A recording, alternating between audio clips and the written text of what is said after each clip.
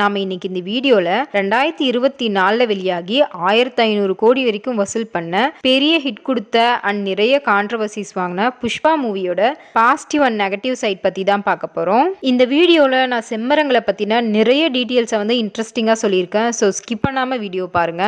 First இந்த மூவியோட positive side பார்த்துடலாம். ஸோ இந்த மூவில வரக்கூடிய புஷ்பா அப்படிங்கிற கேரக்டரோட பர்சனல் லைஃப் பார்த்தீங்கன்னா சின்ன வயசுல இருந்தே மற்றவங்கள மாதிரி ஒரு குடும்பமா வாழணும் அப்படிங்கிற இயக்கத்திலேயே வந்து பார்த்தீங்கன்னா வாழ்ந்துட்டு இருப்பாரு. இவரு தன்னோட அம்மாவை ஊருக்குள்ள இருக்கிற எல்லாரும் மதிக்கணும், முக்கியமா அவங்க அப்பா ஃபேமிலியில இருக்கிறவங்க மதிக்கணும் அப்படின்னு சொல்லிட்டு நிறைய பணம் சம்பாதிக்கணும் அப்படின்னு சொல்லிட்டு ஆசைப்படுவாரு. ஸோ இவர் தன்னோட அம்மாவுக்காக என்ன மாதிரியான தொழிலா இருந்தாலும் அதை பண்றதுக்கு வந்து ரெடியா இருக்க மாதிரியான ஒரு கேரக்டர்ல தான் இவர் இந்த மூவில இருப்பாரு.